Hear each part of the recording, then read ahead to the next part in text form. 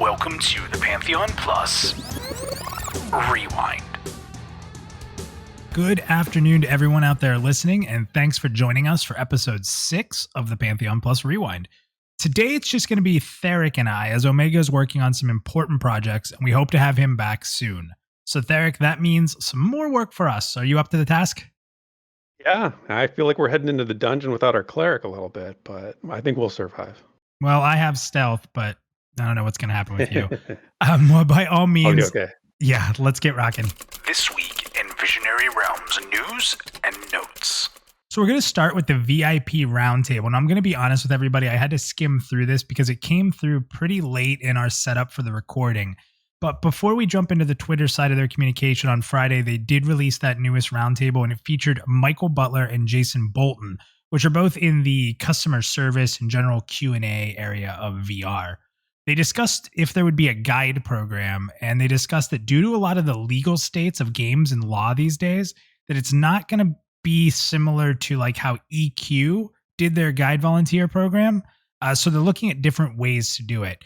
And it's interesting because they went into detail that the legal issues were based around wage rights, as guides would actually fill their hours for a free subscription time, which is kind of interesting. I didn't actually know that. And they actually had to submit reports and do things at the end of their shift. So it was like working a regular job, but you did it for a free subscription. And of course, just, the experience.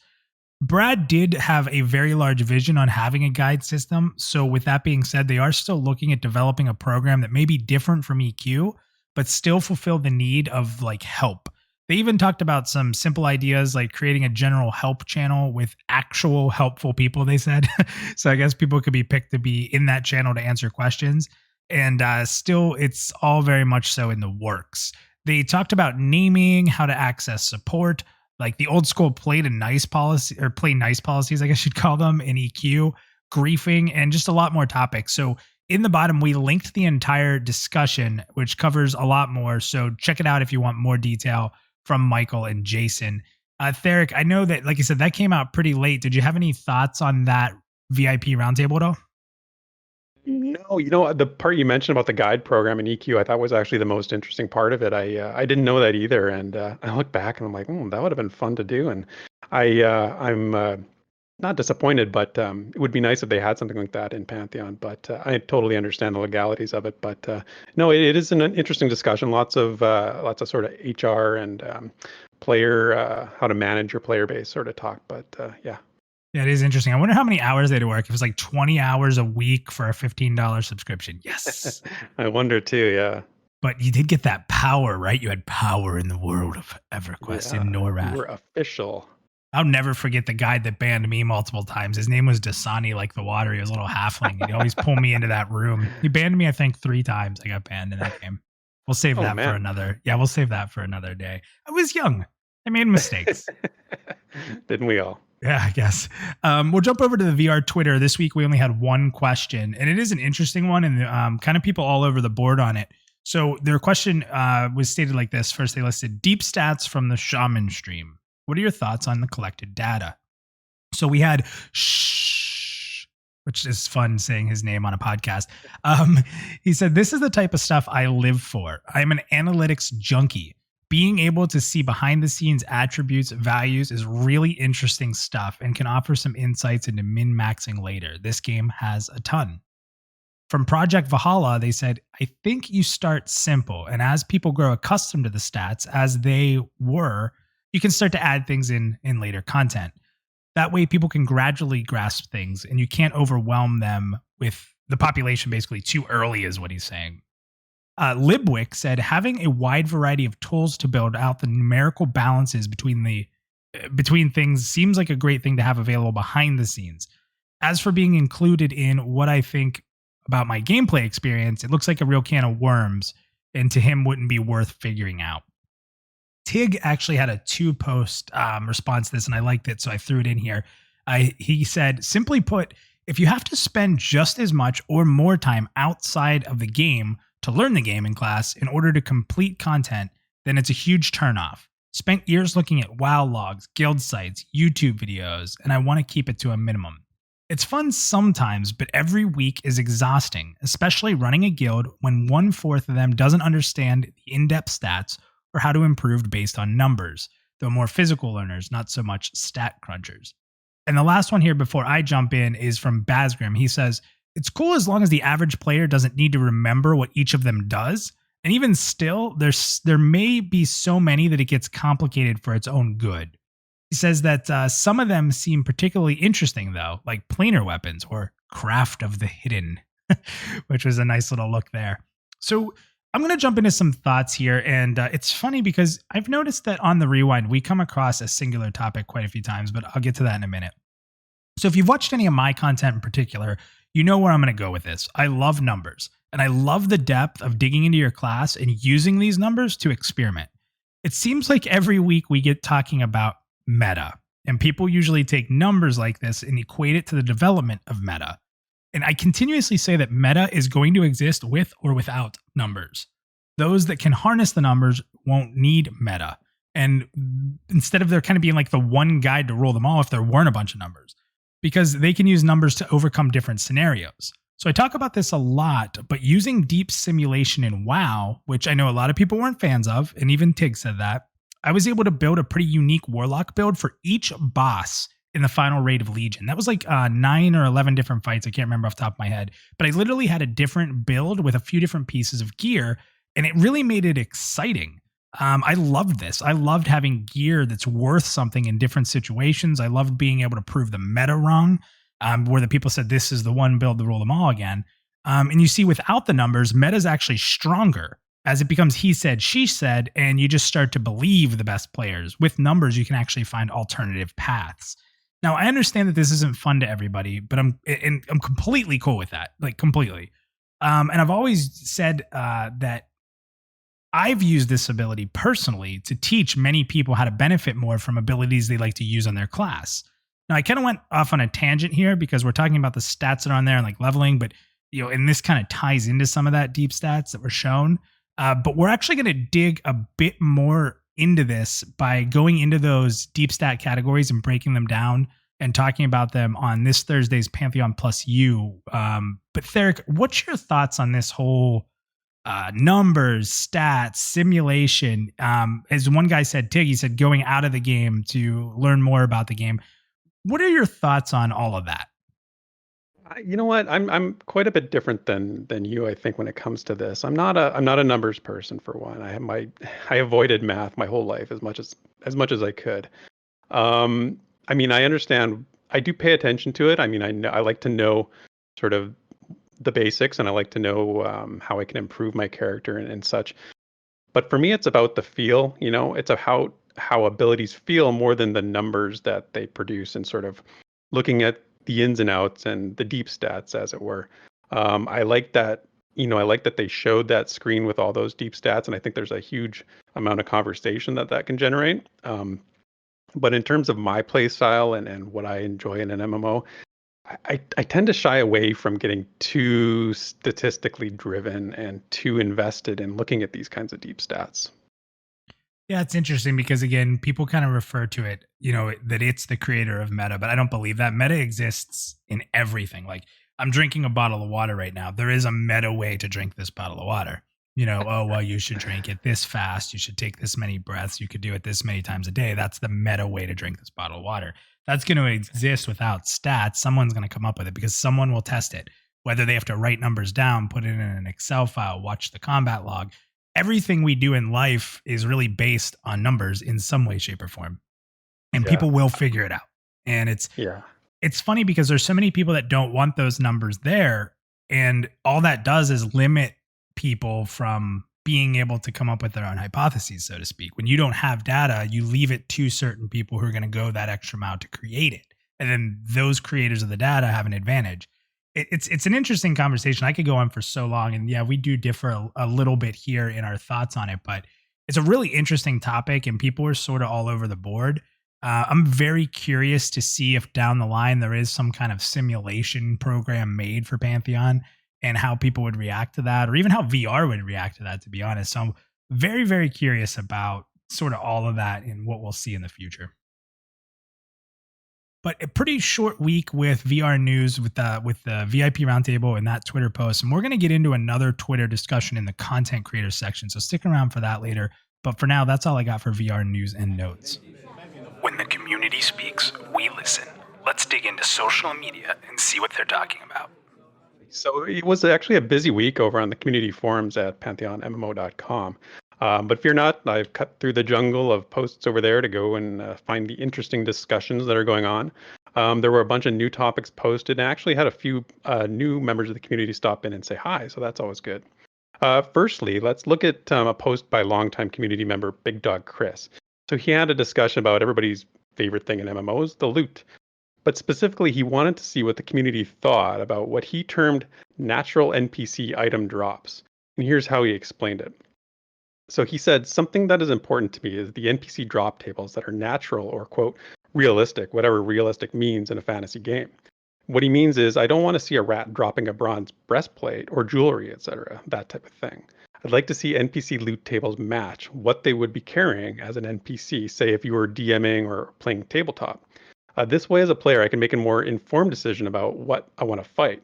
If I want to get some scrap weapons for crafting, I might fight an orc or a goblin grunt. If I want some meat or fur for crafting, I'd fight a bear or another animal. If I need coins, I would fight against humanoid type races. That type of thing. You can get creative with it too. If you want a named bear to drop a cool item, have it drop something like a great bearskin cloak or something like that, as long as it plays into the NPC's persona. So his question to the community was, how important is it to you that drops from NPCs match the type of equipment or provisions that would really have? Or do you not care if a random boar drops a two-handed sword? So this one got quite a few views and replies, and here's what some of the people thought about that. Renarius said, I don't have strong feelings about it, but I do tend to agree. A rat dropping a big sword would be odd, but a rat dropping an earring or necklace would be okay, as I can imagine that they swallowed it or something. There's got to be a way to make mobs attractive, ones that wouldn't drop anything of value, which is a good point. Jothany said, I agree with the OP on this. I also expect to see a bit of creativity in the loot tables of ordinary animals wandering the countryside, since there's only so many pelts, claws, and tails one person could loot. And that kind of goes back to what Renarius was saying. Another person said agreed, but added in a concern, and their concern is that humanoids dropping coins and usable items tend to be the main farming focus, while all others are not interesting enough. Counterfletch said, personally, I'd like to see a world where we fought bad guys and didn't run around murdering every animal in the forest for no particular reason. Killing everything I see doesn't make me feel like an adventurer. It makes me feel like a sociopath. He actually brought up the economic concerns too and said, I think they'll find a way to balance it, or I think they could find a way to balance it by making most humanoid loot to be garbage quality. It's that or make animal drops more valuable, because most humanoids will be wearing clothes and armor and have weapons, which means there will be a lot of loot. Trasic said, this is one of those situations where a really robust crafting system could change gameplay from being murder hobos smashing loot pinatas to a living game world and economy. Non-humanoid mobs could have a list of possible body parts that can drop in a range of qualities. And so Trasic's comment brought the crafting piece into the discussion, and it makes sense if you're going to have natural NPC loot that a lot of these would be material type items. Baron999 had a really insightful post. He said, initially you don't think twice about where the loot comes from when it presents itself. However, it does add tremendous depth to the game, and if you design it so it makes sense, I would question if the majority of players do concern themselves with the origin or logic behind the loot. Personally, I hope to see animals and other natural creatures provide only themselves as loot, no coin, gear, or consumables. Even mobs, foes, and other creatures within reason might hide or otherwise obscure items they find valuable.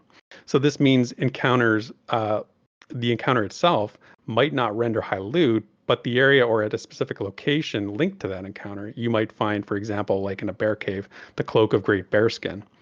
Or on their corpse, or in the den, or in a hole somewhere near where the bear is killed, that kind of thing. Dorothy said, I agree with drops should be generally realistic. Realism in a fantasy universe means consistent with the basic laws and ecosystem of that universe, however unrealistic they might be by the standards of a more mundane universe. And then lastly, Eric, sort of tied it all together with a really good point here. He said, I'm with you. I like the drops that make sense. The exception I'll make is like dragons, because I imagine they may be sleeping on top of a pile of breastplates and swords they've stolen from previous adventurers they've killed. And he actually added in, he recalled Joppa talking about this question on a stream not long ago. Actually, it was quite long ago, but it was the one from the Tower of the Reckless Magician back in 2017. saying that you wouldn't see random weapons and stuff dropping off beasts and animals, and if you wanted armor and weapon drops, you'd have to fight humanoid type creatures. So I actually went back to rewatch that stream because I wanted to confirm that that's what was said, and it's true. So again, from the May 2017 stream in which they did play in the Tower of the Reckless Magician, here's the quote from Joppa. He said, "I don't like the idea of being able to get some super powerful magical artifact, magical staff off a field rat.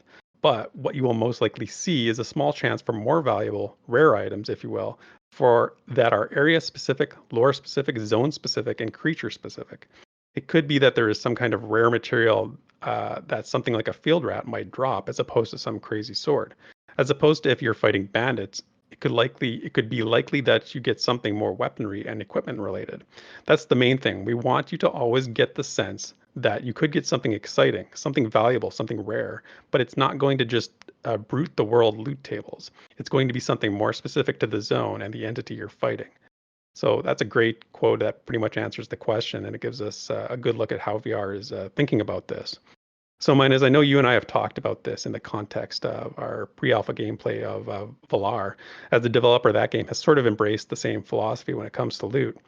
And while I would agree it makes sense for a realistic game, I do kind of question whether it's for the best. So I could be tempted to argue that having, let's say, like a rabid bear that chases you across half a zone, potentially drop sounds familiar, drop a longsword isn't that terrible. I mean, you have to remember what motivates player behavior, and this goes to what Joppa was saying. If it's we're all about the loot. We always want that chance of something interesting and rare to drop. And if it wasn't a natural drop, is that worth the trade-off of knowing you'll never get a sword off an animal? Would you need to do a real even distribution of the different types of mobs in an area? So there might be some sacrifices in game design if you're going to pursue this kind of a realistic approach. But I don't know. Is that worth it? What do you think? Oh, there's so much to talk about here. I think the first and really important point I need to make is that Counterflesh is obviously some sort of a druid. Talking about not wanting to kill animals and such. Yeah.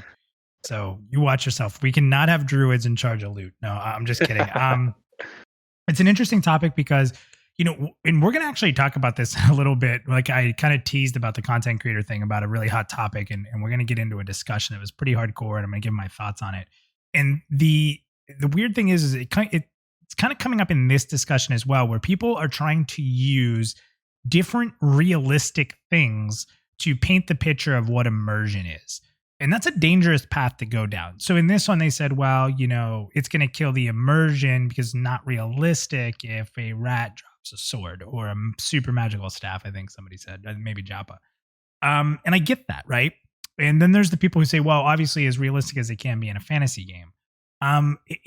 There's things that need to be done for immersion, without a doubt. There has to be a realistic, someone brought up like an ecosystem that makes sense within the fantasy realm.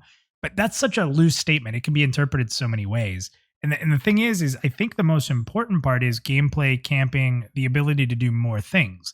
And someone brought that up in their post up there about if only humanoids are dropping the important gear, well, then now you're going to limit farming to specific mob types. And there's going to be mob types that aren't worth farming unless you're trying to just get experience or whatever. So I think you have to find ways around that personally. If you have a named bear out in the woods, bear face, and he spawns randomly and there's a really good sword he drops, maybe he's a really big bear. And part of his character model is he has like a sword sticking out of his back, right? And if he spawns with that wound or that sword sticking out of his back, then maybe that thing drops. You can do some pretty cool things like that. And I think that someone kind of hit the nail on the head. Yeah, a rat doesn't need to drop, breastplate, but they can drop rings or necklaces or things that they maybe ate. That would make a lot of sense to me. But here's the thing. When people try to debate these topics that they're really passionate about, I find them using extreme examples to try to represent their point to make them sound better. I would question right now that everybody listening, and Theric yourself, when have you ever gotten an epic loot item off of a rat? Very well said. Yeah. Yeah. It doesn't happen because rats are low-level creatures. I really get frustrated when people try to use these extremities to prove their point because it's misleading to people who are reading it. And we kind of, even me and you, will just gloss over and be like, oh, yeah. we don't want rats. But then if you sit back and you logically think about it, these types of animals in the world don't drop these things in most MMORPGs, even the modern ones that people are, like holding a cross up to and cursing.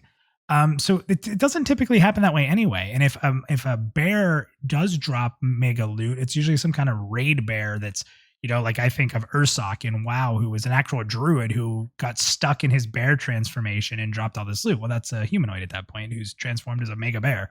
So there's ways around it. I think you can't get too locked into like this mob drops this type. And I do like what Valar's doing in a sense with it, because it fits their game, because their whole game is based around crafting. The entire game is based around crafting. Pantheon is going to have crafting, and it's going to be a big part of the game, but it's not based around it the way Valar is. So I think that Pantheon has to be more traditional in the way their loot drops, and I don't think you want to just limit it to certain creature types. So really super long answer. I'm sorry for taking so much time saying that, but I think we have to stop using extremities to justify our discussion points, because I get that nobody wants rats to drop epic loot, but I've never seen a rat drop epic loot. So it seems like hypothetical. Yeah. No, I agree. And I think we're on the same page. It's just about not getting locked into a box that, they can't get out of for the sake of realism, right? Good discussion. So interesting to see what the community thinks about that.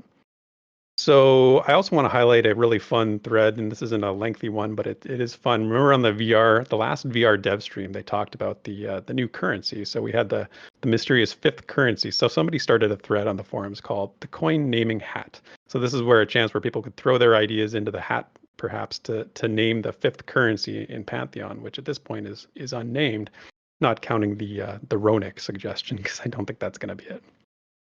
So the thread is a really good time, and people got creative. I'm not going to name everyone who chimed in, but we'll give some shout outs to some of the ones that I think are the favorites. Somebody said gold pressed latinum, so obviously Star Trek fan there. Somebody else said toilet paper, because nothing is more valuable these days. Oh man. I know.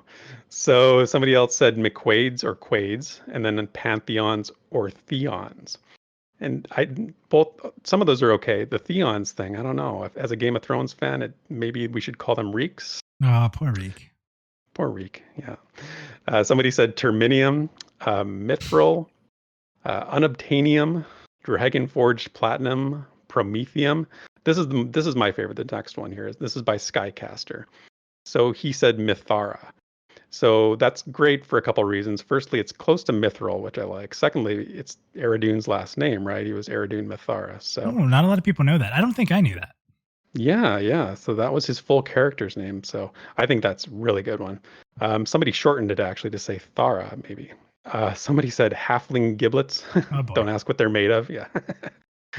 And then somebody said Elementium. So my suggestion was for them to be named Coldarks. So that's based on me being a lore nerd and saying Coldark Steel, which is from the lore. It says it's a peerless material in strength and beauty, unbreakable, yet able to cut thin enough to wear as fabric. And that's from the Dwarven lore. So if knowing that the dwarves were the first ones to get on the first ones to arrive on the planet, they might have had something to do with sort of founding the economy. But that's a lore answer for a fun topic that I probably wasn't as fun as I should have been. But there's your daily dose of lore as well. I know, Minus, you were big on Eridunes and Quades. Still feel good about those names? Yeah, I like Quaid. I mean, here's the thing. We can't name everything in the game after Brad. True. I love Brad to death and I miss him. And, there's going to be some kind of monument for him, I'm sure, in the game. They've already kind of stated to be something there. So we can't do everything with it. I do like the name Quaid, but ultimately, I mean, it's a fun topic to have. And as long as we're not calling it a Ronic or a bean, then I'm going to be pretty good. Can you imagine if they were called beans? That would be weird.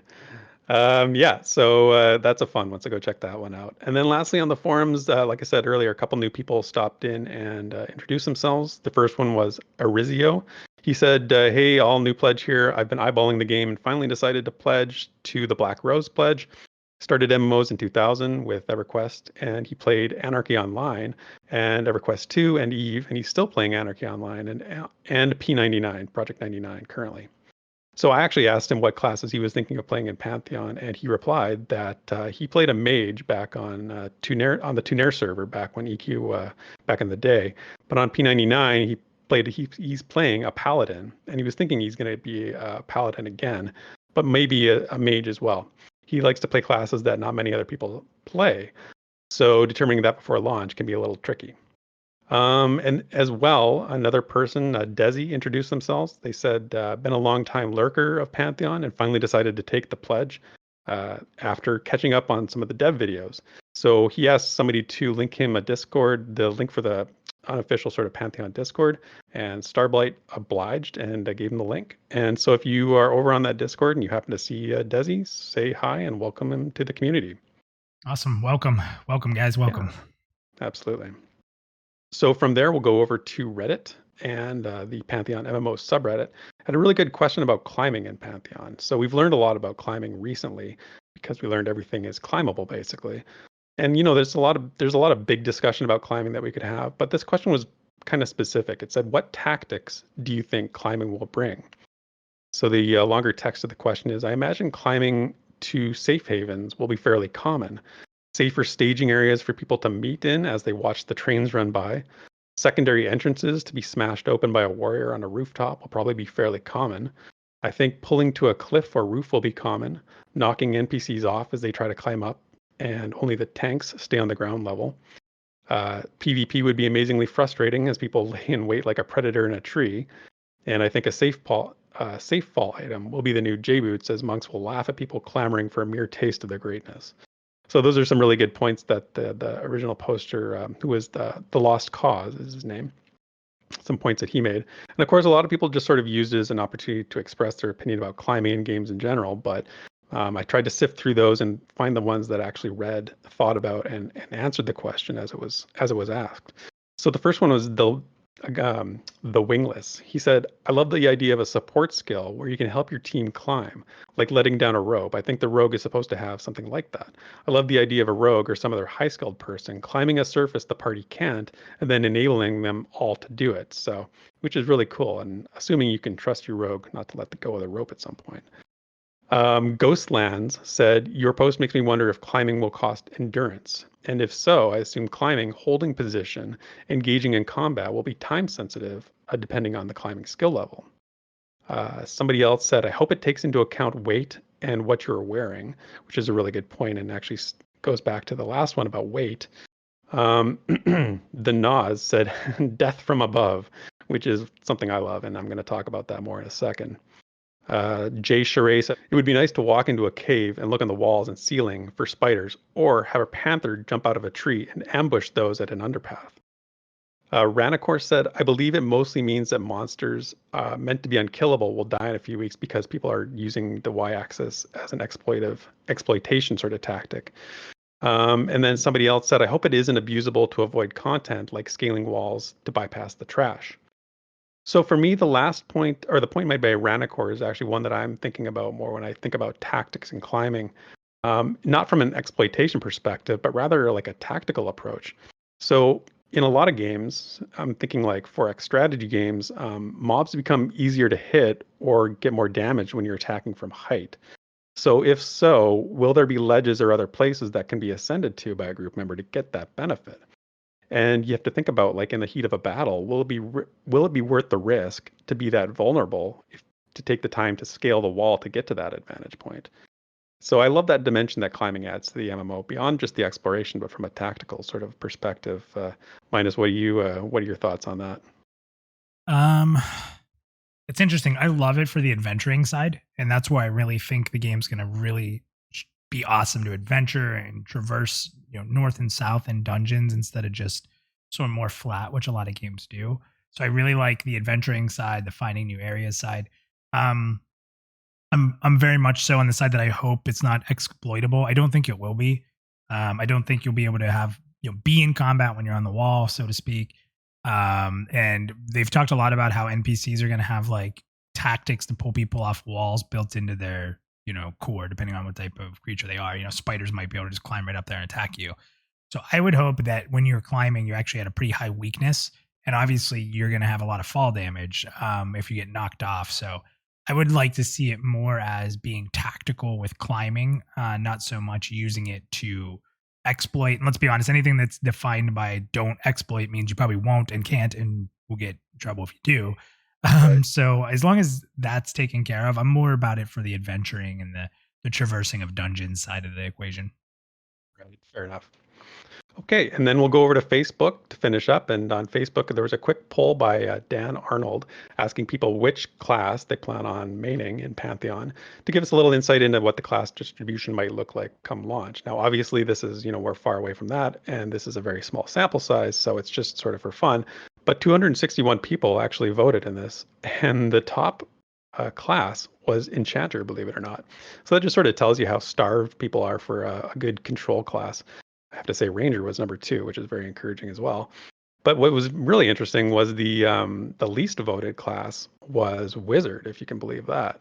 And Druid wasn't that far behind the Wizard in terms of not being one of the more popular classes to main at launch. So, I know it's a tiny sample and doesn't mean much, but if we don't get the Wizards and Druids in the world, we're looking at some pretty long walks across Terminus without being able to get those ports around. But so hopefully those, maybe some wizards get out there and make that choice. But anyway, that's it for this week's community discussions. Just what are those creators up to out there? Okay, so as we normally do, let's start with PantheonPlus. And I want to start by saying thank you to Nafel from he just had a great PantheonPlus U in which we talked about the current state of Pantheon's crafting system. We shared stories and philosophies and what we think will make this system, a huge crutch for creating that world that we always talk about when we play Pantheon, the not games, but a world. And as someone who isn't a huge crafter, his expertise really made the show fun. And I really highly recommend going back and checking it out, even if you're not a fan of crafting, to kind of get caught up on what the vision of crafting is.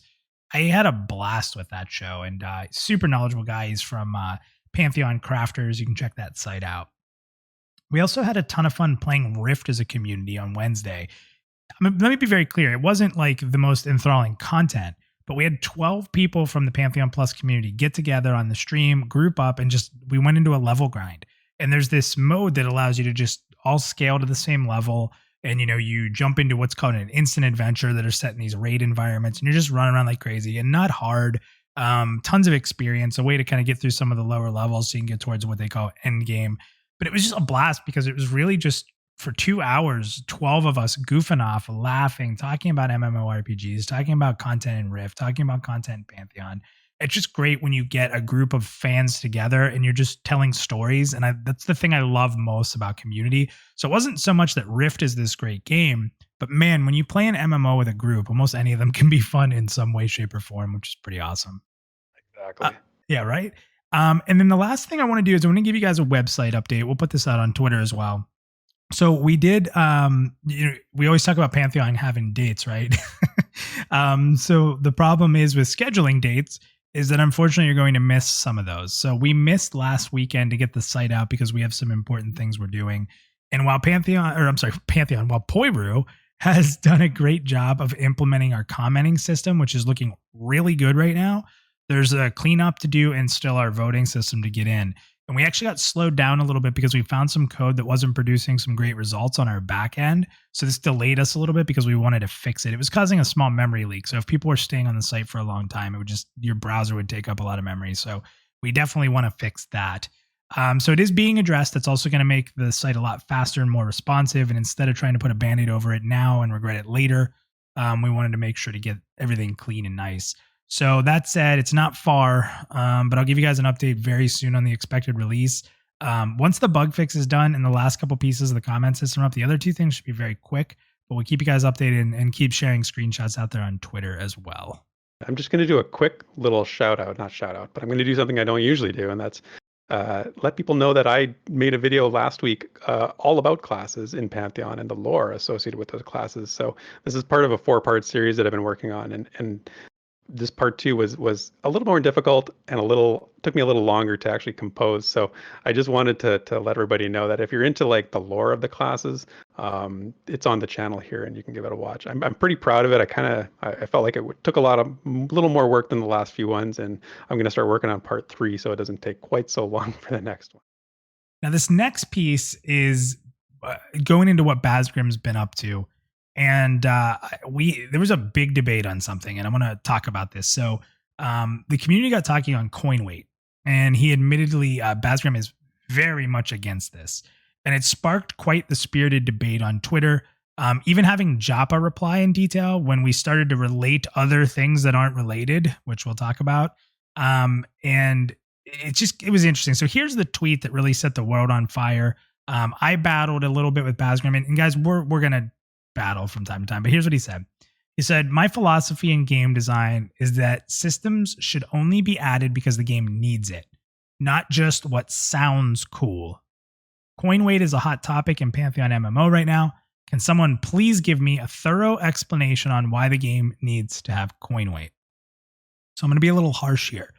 I heavily disagree with how this is worded. Again, I love Baz, and we have very different viewpoints on some things. But what I do like is, at the end of the day, we can express them, shake hands, and move on. But the way that this was worded bothered me a lot, because the line of not just because it sounds cool it's just, I don't know, it's not a good take. And we've been hearing in the same thread, because EQ did it, or because it's different. These are all very factually incorrect ways to label why this system is in the game. And this goes back to what we were just talking about, Theric, where people are saying, well, I don't want rats to drop epic loot.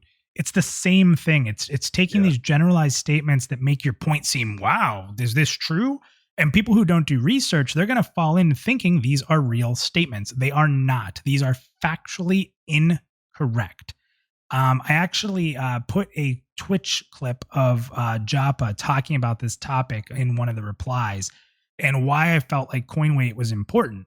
And it was 100% to make the weight system more meaningful. I completely understand people not liking it. I don't have any issue with that. What I do sometimes take issues with is when things like statements above are used to further people's narrative or agenda while not being in the slightest bit factually true. That said, we did have some great conversation back and forth on Facebook. It was on Twitter. It was all over the place, actually. And there were a lot of great points on both sides. So please don't take this as ill will towards Baz. I love the guy to death, and I've stated that time and time again. But without him, there wouldn't really be a PantheonPlus. But like brothers, we don't always have to agree. The part that also frustrated me a lot is everyone who's providing really good examples on why it should be in game were completely glossed over. The only people that were getting replies were the negative people. Oh, well, this is going to do this, and monks are going to be this. And it's all this extremity panic over such a small thing that is going to be addressed in testing. And I just hate that I cannot stand that he said, because it sounds cool. Call me, I don't know. I don't know if that makes me a fanboy. I don't know if I'm being protective of VR. I'm really not trying to be, but it's just so incorrectly worded, and it drives me insane. Theric, what are your thoughts? Did I go too far in this? Am I too frustrated by the way it was worded? What are your thoughts on the system? Do you think it's overblown? I mean, where are you at? Two things. Firstly, I mean, how you say things is important, right? I mean, misinterpretation or just the information that you convey when you say something in a certain way is almost more important than what you are actually saying. So I get what you're saying in terms of like just things need to be worded in the right way. That's the one thing. The second thing is on the issue of coin weight. I mean, for me, I've tried to sort of get interested in this topic or try to get like passionate about this, but this is a very minor thing for me. I don't really. I see the arguments on both sides, and I respect them, and I take them with the grain of salt, or take them with the weight that they're intended, but no pun intended. But yeah, no, I don't know. I get the interdependency as well, but this is a very small item on my list of things that I really care that much about. I can see the concerns from both sides, and as long as we can have a good debate where people are, just sort of being respectful and talking, about the issue at hand. And like you said, it's sometimes just the way you say something comes across as being like, well, I don't like it, or I do like it for this reason, but it's not based on anything. It's just based on some sort of like assumption, right? Like that can be dangerous, and we always get caught up on those. So good debate. I don't really have a strong position about it, to be honest. Good for you, because this has been frustrating as hell for me. But it's funny because as I was talking to Baz, and we're like, hey man, we're just debating. It's fun to kind of go back and forth. And we both agreed. I said, just wait until the transmog toggle topic comes up, because I'm going to be like you, throwing a fit, freaking out. So Yeah. No, but like Um, you said too, I just want to highlight. I liked what yeah. you said. You can argue, you can have a disagreement, but then it's all good at the end. We're not gonna. This isn't gonna change anything about a good relationship. Yeah, and I think the community sometimes doesn't understand that like all of us content creators have come together in Pantheon. It's not something you see all the time, but it doesn't mean we sit here and have the same ideal or have this agenda. Like we are all doing our own thing and have our own views, and we are very passionate about them. So you'll see this stuff, and I think it's very natural and organic, and I love that it happens. So it's just interesting, and a lot of people got involved. You had Nathan get involved as well, and you had some different content creators get involved in this. So it was interesting. You had a very big community representing both sides of this argument. Jumping to the next topic here, Nathan, in just on cue here, he was quick to jump at it as well, and he actually made a video about coin weight and how he thinks it's going to be a great idea that's going to create a lot of different socialization and decision making areas in Pantheon. I love the video. If you're on the fence, take a look at this video. You might enjoy it greatly. And then finally, BattleAxTheater did return with Bat Live last Monday to discuss what they dubbed player versus developer. And it kind of centered around like forced content, which is an interesting debate. But you guys can catch Bat Live every Monday at 9 p.m. And you can check their YouTube channel for on demand. So check that out. I'm curious what you guys think of that. Maybe that's a topic in the future we can talk about. I think I also relate like forced content and gated content to be kind of the same thing. So I'm interested what you guys think of their take on that. So check that out on BattleAx. And that's it to this week anyway for the content creator news. The plus in Pantheon Plus. Here's your MMORPG news. Okay, so we don't have Omega here. So myself and Theric are actually going to tag team the genre news section this week. And I'm going to start by talking about Everquest and specifically the Eridune server announcement and updates. So I'm going to read you guys what has come out because they actually already changed it. If you look at the official statement, you'll see what they changed and what they crossed out. But I'm going to read just the current state of the announcement on the Eridune server. So they said, hello, everybody. After discussing with the team, we want to announce a change to the upcoming progression servers and make something a little clearer. Due to the feedback we've received, we are going to be removing the Planes of Power locking from both servers, allowing them to unlock expansions at the established rate, which was the same cadence as Mangler, which is a very popular progression server. And the second point is that the dedicated GM status of these two servers is an experiment that we hope will be able to prove viable. But it does have a time limit associated with it. We're targeting at least 6 months post-server launch, after which we'll review the results and decide where to go from there. So the original thing that they put out there was, hello, Narathians. It's almost time to begin a fantastic new adventure.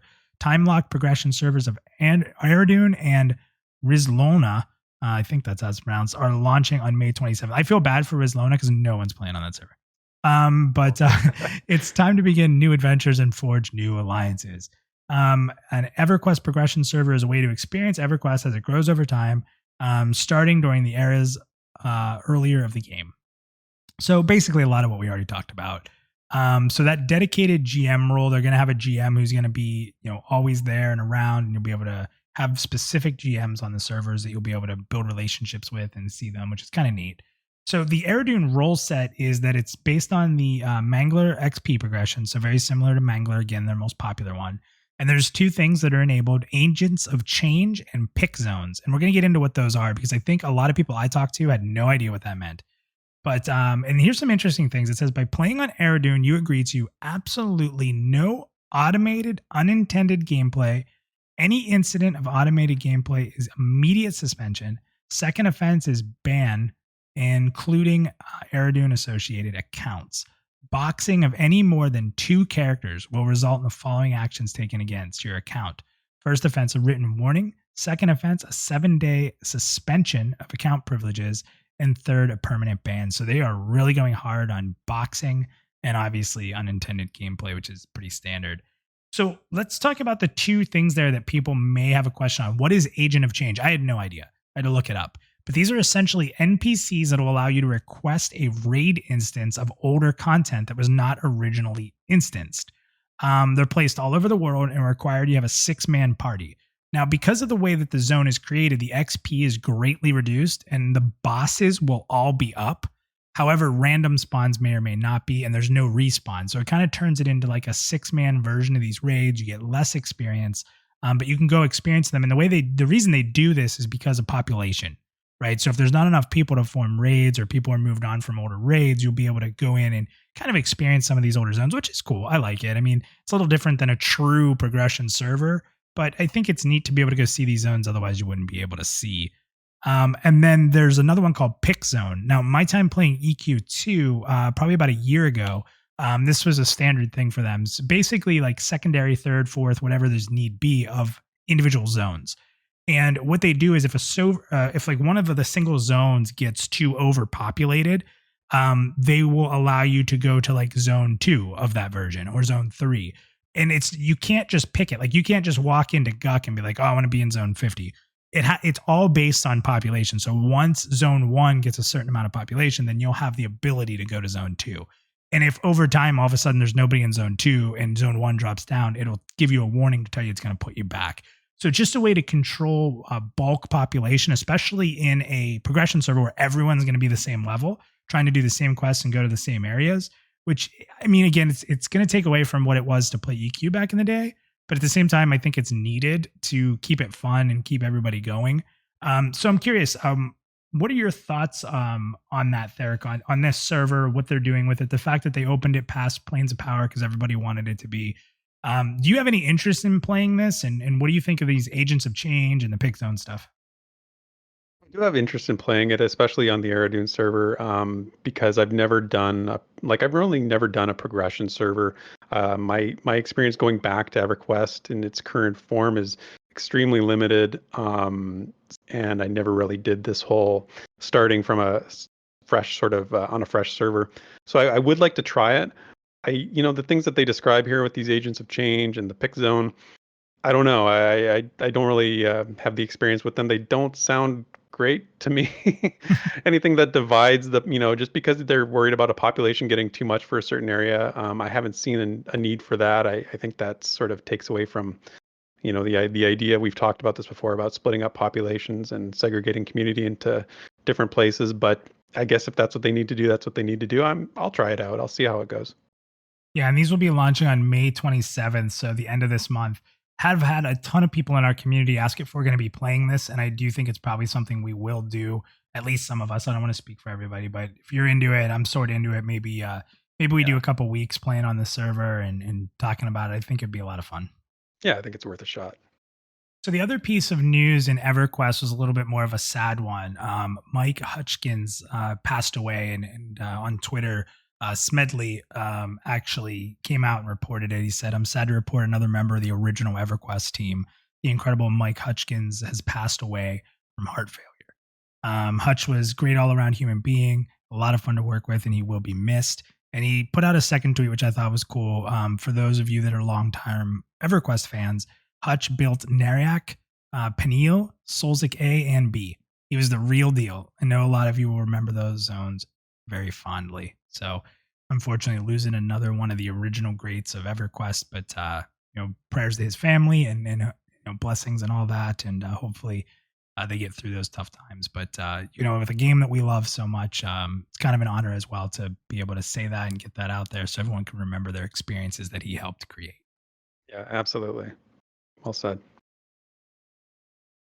Okay, so I'm going to talk about the lore. So the game Valar, which Minus and I have talked about and played a little bit, they had their first major announcement for their lore for their game.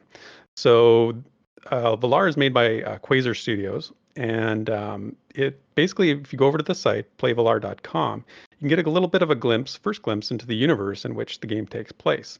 So what they released mainly details the role of what are known as Celestials. And these are spiritual beings who not only created the planets in the universe, but also hold influence over different areas of the worlds. So there were 6 Celestials identified. Now, I'm not going to go into the details of each one, but one thing that caught my attention is how the Celestials influence things, both in terms of like the world itself and the player individually. So what I did was I reached out to Dr. Greenspoon. So he's the CEO and the developer for Valar, and I wanted to ask him a few questions about the lore, and he was more than happy to share some details. He stated, yes, the archetypes are directly tied to the Celestials. And just as a side note, this isn't his quote, but so the archetypes in Valar are basically how their version of the classes. So you pick your weapons and that determines your archetype. Anyway, back to his quote. He said the Celestials basically use all archetypes as their combat style. Also, each celestial has its own resource type, which is used by this archetype. So, for example, Auroch, the War Celestial, has Pain as a resource. So, Berserkers, Warriors, and Brawlers are going to be using Pain in their mechanics. He also noted that the Celestials, and this is his quote, will affect the game itself, the way the world looks, the resources that you will find in each of these areas, and the creatures too. So you might have wolves in different areas, but because they were affected by a different celestial energy, they're completely different. For example, one is a corrupted wolf dropping corrupted hides. The other is a fierce wolf that drops like a resistant hide. And then there was another announcement from the team at Valar that was basically gave us a look at what's called the Celestial Path. So this is a talent tree for each weapon in the game. Like I said earlier, weapons are tied to the archetypes. So Dr. Greenspoon noted, quote, another thing, which is also on my mind, is a shrine system, letting you gain celestial path points one time per character. And these shrines will be all over the world. But of course, based on where they are, they give different point types. So for example, again, in Auroch's area, you'd get points for each weapons of his archetypes. This would encourage exploration since anybody interested in the combat trees will want or need those extra celestial path points. So there's a really cool looking screenshot about of the Celestial Path, the UI associated with it over at playvalar.com. So go over there and check that out if you're interested. And lots of cool ideas coming out of that team. And I'm actually going to do a lore sort of overview video for the Pantheon Plus channel here. So keep your eyes open for that. I'm really excited to see that. I did read through some of it, but again, I'm so much better at lore when someone's reading it to me. It's like being a kid at night wanting your parents to read you a book when you go to bed. So I'm looking forward to your rendition of that. I know. And it's funny you say that because I'm like with Chris Kane's videos, right? I'm like, oh, I just want to hear Chris Kane read this to me. I don't want to read it. But yeah, I agree. Should start doing like child's books that you can just put on when your kid wants to go to bed. Exactly. A good way of doing it. So the last topic we're going to talk about here is Defend the Night, and they did a Shadow Knight class review. I'm not going to go into a ton of it, but Lexer joined Simurg, I believe is his name, for discussion around the Shadow Knight as they reviewed the current state of the class on Twitch live. And we've said it before, but one of the things that Defend the Night does really in a great way is that they do a lot of open theory crafting in their Discord. So we highly recommend joining that if you want to be more involved in how classes will play out. The Shadow Knight is a tank class which also uses a pet to share damage absorption and shares a health pool, causing very important decisions to be made between the player and the pet. Lexer goes into depth on this class. I know he had a lot of say in developing it, how it came to be, and what makes it different than other Shadow Knight classes you may be accustomed to in other games. Check out the full interview on Twitch. We linked it below. They also released a video showing off animation and playstyles of the Shadow Knight on Twitter, so make sure to check that out as a great accompanying video to the discussion we've talked about just before. All right, guys. Well, thank you for joining us. We definitely miss Omega. We were able to get through it without him, but hopefully in the next week or maybe 2 weeks, we'll see him back talking about genre news. He's a little more in depth on it than we are. We covered some of the games we follow closely. But as always, thank you guys for joining us for the Rewind. And please leave comments and suggestions in the comments section in YouTube or on our Discord. We look forward to hearing that. We want to make sure we're making content that you guys want to consume every week. And we'll see you next week. Thanks for listening to this week's episode of the Pantheon Plus Rewind. Be sure to follow Minus and all Pantheon Plus related content at Pantheon Plus on Twitter and Pantheon Plus on both Twitch and YouTube. Follow Theric at Pantheon Theric on Twitter, and be sure to follow Omega Contagion at Discord via the name Omega Contagion 6023, and of course in the Facebook group Pantheon MMORPG. Until next time.